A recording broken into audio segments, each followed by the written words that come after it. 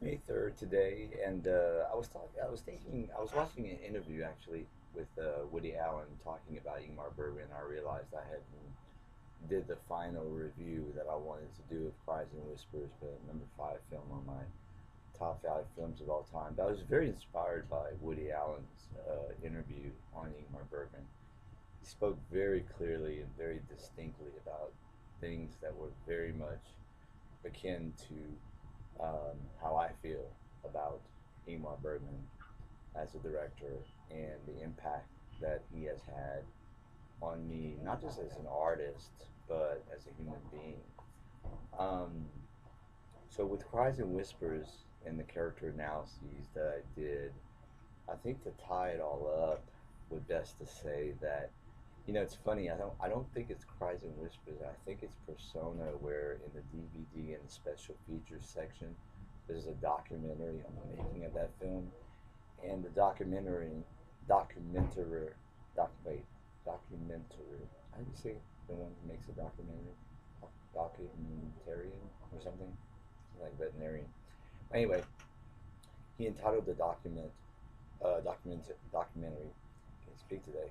A poem with images, and I think that that is the reason why I think both Persona and Cries and Whisper, because Bergman has done many, many, many films, and most of them I like. Um, I mean, some I absolutely love, like Persona and Cries and Whispers, and some of them I think are very good, like The Seventh Seal, which Woody Allen put actually number one on his list of their Bergman films, favorite Bergman films, and Wild Strawberries, and then some I like Smiles of a Summer Night, and some of his earlier stuff I like. But the reason I think that's the reason why Persona and I think Cries and Whispers are on my top 5 is because they really are films that I consider poems with images. Bergman, as a writer and director, is very poetic in his filmmaking. His language is poetic. It has a lyricism to it. It has a rhythm to it. He moves. The characters move in a sort of rhythm. Very poetic, very um, prayerful and hymnal, and very um, I don't know, orchestrated to be a certain way of speaking and having a certain style to that. And then the images could easily have been replaced, the title with images with painting. It's like he writes this poetry, and he creates these characters and in this poetry, and they're like paintings. I mean, Cries and Whispers. I mean, you could just sit there watching Cries and Whispers with a camera and start taking pictures as you're watching the film, and you're going to get artwork. You're going to get infamous, what I would consider infamous and beautiful artwork that could hang in the best galleries in the world, because he is an image person. He is a poet, and I consider myself to be a poet, and I consider myself to be an image person.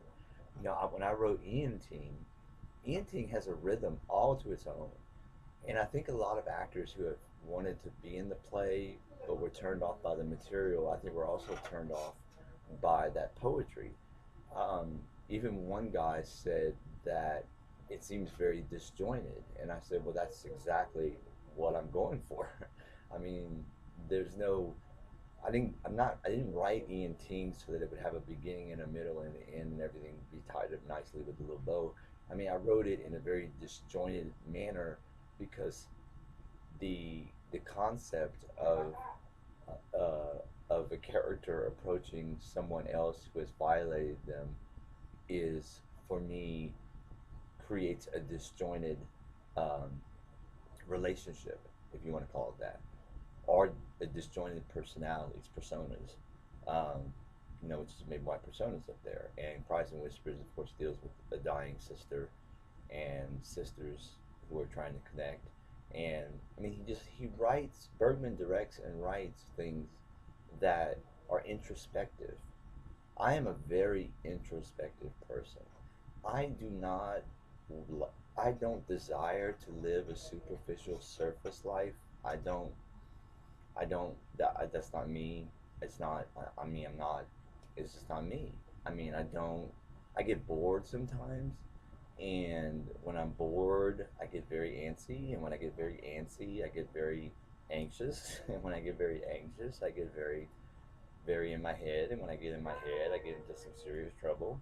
And so it's not that I have to necessarily be busy, but but but I have to always be working on myself. I always have to be going inside. And I love the word introspective because it's got the word in, or the word origins of in and spect. So inspect. I always have to be going inside to inspect myself, me, what's inside of me. And I think that's why I'm so drawn to Bergman as a director, because I think his bleak, even his bleakest dramas, his darkest dramas like Cries and Whispers and Persona, as opposed to Why It Smiles on a Summer Night, which is a comedy he did, or even The Seventh Seal, which is kind of dark, but I don't find those films go deep enough. Whereas Persona and specifically Cries and Whispers, which I'm trying to type the review is that these characters do introspective work, and they're doing it, or they're forced to do it, so that they can have connections with other people, healthy connections. Smiles, Cries and Whispers. You know, when that film is over, I don't feel depressed one single bit. And yet I've watched this woman like die from cancer, and I've watched this other sister say, "Don't touch me," and I've watched another sister watch her husband try to kill himself, and you would think like, "Oh my God, you must be so depressed after a while." No, no, no. I walk away from. And when that film is done, it's liberating. The same thing happens with The Hours. The same thing happens with even The Danish Girl. I'm not depressed by the material because the material might be depressing, but I'm liberated and exhilarated because I've watched characters face things that I considered courageous, I consider brave, daring, and I'm drawn to that because I wish I had that. I mean, I have that. I mean, I think the fact that I'm introspective is not something that I can take credit for. It's just that I'm wired that way. I could have a superficial life where I just do, whatever, superficial. You know what I'm saying? Like watch TV. I'm gonna watch TV all the time and just, oh yeah, watch an action film and oh that was fun and I enjoyed that. What great entertainment! Or run to the theater and just eat popcorn with a bunch of friends. I mean, I don't. I just don't jive that way. You know what I'm saying? I don't. I don't know why. I mean, I know why, and I'm okay with this. I'm okay with this, and I think, and I really do believe deep down in my heart of hearts that Father God in Christ is okay with this too, because I think He asks us, and I think He wants us to be around other godly people. Don't get me wrong, but I also think that He doesn't want us to be around godly people talking not about godly things. And I just so happen to be, I guess, part of being an artist and a creative and dramatic type, that I'm introspective. I'm a deep sea diver of the psyche. I want to go inside and understand what's in there. Why does Timothy tick? What does Timothy tick about? What does Timothy yearn for? What is Timothy afraid of? What is Timothy? And it's not. It sounds vain, maybe, but we need to do this. I feel like people need to do this kind of work, because otherwise, that's why we have such a high divorce rate, or why people find it hard to meet others, because the expectations of others is that these other people will somehow fulfill what is missing in them, and sometimes that happens in a relationship, but I think it mostly fails because the other person, or both people, are looking for the other person to fulfill something that they can only feel themselves. So I'm never afraid to go inside. I'm never. I mean, I might be afraid, but I go in there.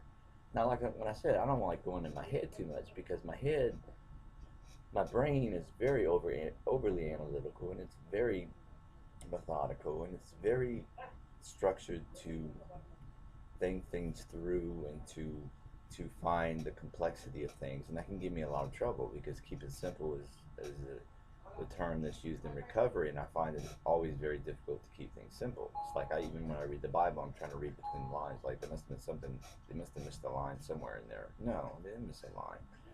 And it's just the way that, like I said, my brain works that way. Um, you know, I'm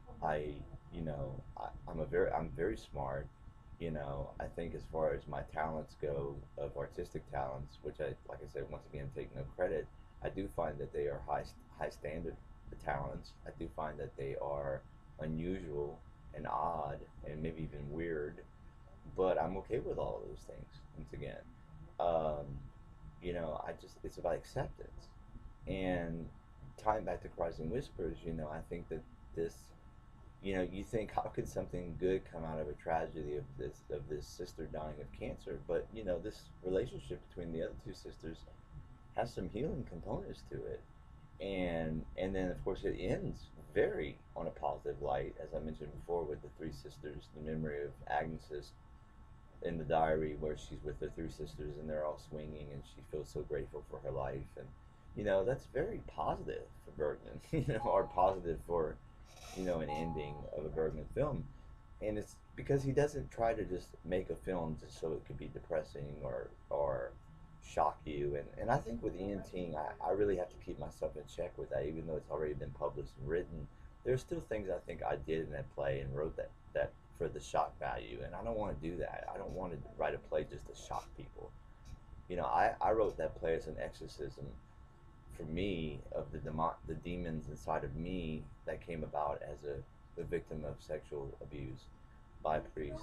And The Cries and Whispers is like I said, a masterpiece. I wouldn't change a frame of that film. It is a poem with images, and I'm just so grateful that I got introduced to Ingmar Bergman, and like I said, I took a class in college, and it was just a great class, and I had a dog named Ingmar, and he is just, and I've watched interviews with him, and I just find that the things that he talks about, I understand what he's talking about. I get him, I get him, and when you meet somebody, and I've never met Bergman, I hope I never will. He passed away. But if I were to meet him, I think we would have wonderful conversations together because I think we speak very similar language. He speaks Swedish, I speak English, so we'd have a real hard time there. But I bet you we probably could even speak beyond words, because I think we would get each other. And I think that's what we're all looking for, right? We're all just looking for somebody. We're all looking to be less alone. And so we look for people who can somehow make us feel less alone. And I think that Bergman's films do that for me because as I watch them, these characters are not depressing to me. These characters are brave. These characters are courageous. These characters are speaking from their heart. They're speaking from a place of honesty. They're speaking from a place of grace. And I'm drawn to that, and I always will be. And so I don't know where, I understand where people come up with, like, I don't watch the Hours, that's so depressing, or even Schindler's List, that's a depressing film. I don't see those films as depressing because I'm looking at the story, and the story is one of courage. It might have depressing scenes, it might be even depressing thematically, but it's really usually, at least as far as my favorite films, there's something positive about them, quite positive. But it's just a matter of peeling back the layers to see what's underneath, and that's what these characters are almost forced to do. Like in the Danish Girl, I mean, Gerda is forced to to to change. She's forced to either give up on this marriage or to stay with this person and put aside her own selfish desires and fleshly desires to see this person become who they need to be. I love that. I love that about humans. And I'm not afraid to admit, for many, many, many years as an animal welfare advocate, I only cared about animals and their well-being. I didn't care nothing about humans. I didn't even want to know humans. But I'm so honored by Father God, what He did in my life, is He has made me know that I love humans and animals, and I care for both. And today's the National Prayer Day, and that's my prayer for today. It's the same prayer for every day, that human and non-human animals' pain and suffering would end. That is my number one prayer. That is the one prayer that if I was allowed to have an answer to that prayer, that's the one that I would want the answer to. That's the one that I would want fixed. And so anyway, kind of got off a topic, but Like I said before, I don't know what number six is. I'll have to look around or look at. I know I wrote it down somewhere, but I know Cries and Whispers is number five, and I often thought about switching three and five, Persona and Cries and Whispers, because Cries and Whispers I really really love so much. It's really this time watching it around too. But Persona has something about it that makes it just elevates it a little bit. I don't know. It's kind of like maybe comparing apples and oranges, but um, what a wonderful apple and orange. The apples and oranges. These two movies are, as well as the other three on the top five. So look for number six coming out soon. I don't know what it's going to be, but I should know it will be revealed. So have a blessed day. Thank you so much for not watching these videos because I know y'all don't. And I have a grudge about it, but I can't think of any word that rhymes with grudge, so I'm just gonna let it go. All right, amen. Bless you. Love you. Love, love, love, love, love. Always love.